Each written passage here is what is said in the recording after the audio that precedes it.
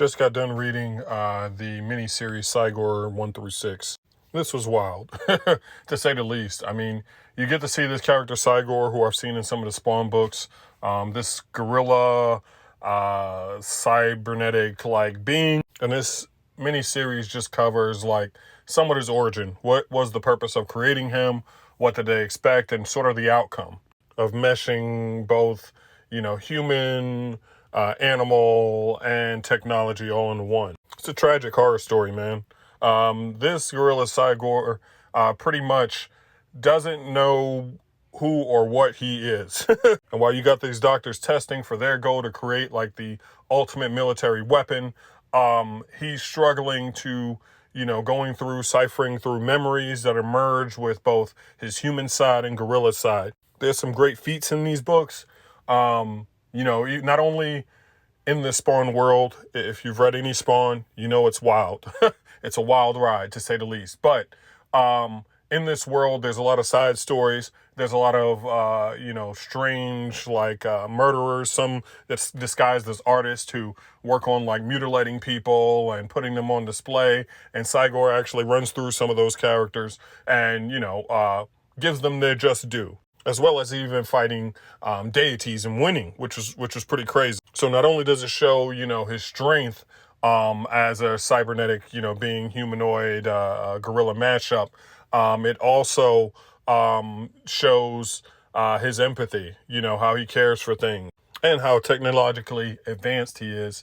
And the fact that when he's getting hurt, he has ways, built into his systems on how to fix himself. He'll use any tools around to do so, which is why he looks so gory and crazy as the book goes on. And as I got towards the end of the book, I found out that he actually was in the military with Al Simmons, which is nuts. Now, the downfall of this book, while it was intended, I'm guessing by the time I got to issue 6, it was intended to go about 8 issues. It doesn't complete itself. And you get no conclusion after that. You get him, going to rescue a buddy of his and getting on the plane. That's it. That's the end of it. And I did some digging with ChatGPT. I'm like, does the story ever pick up? Does it, move on inside of a Spawn book to finish it out? No. Essentially, you get his early peek at Cy-Gor early throughout the issues of Spawn 38 through 60, which I still got to go back and read. And then you get later on, which is later issues of 289 through 320, which all that does is just show you, the early stages of him, this being, what it's all about a little bit, and then what he becomes later on in the Spawn books. So you're left missing a good chunk of history on, developing this character beyond just the situations he had here. Now, did I hate this book? No. Was it my favorite Spawn book? No. But it was a decent read overall. And I just hate when things are not complete. I'm a completionist. When I at least read a series, I like to finish it all. And while I did finish this one, it's like I wish y'all would have given him more of the character development to see how he got to where he was in the later issues. It still could be a thing to pop up. You never know. The Spawn universe is forever building. They even got the new U out now. So you never know what could happen. If you do wind up hunting these down, get a deal.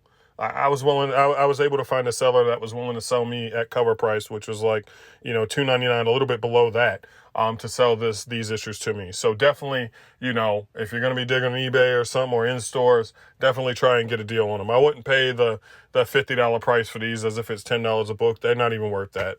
If you have read it, how you feel, let's talk about it.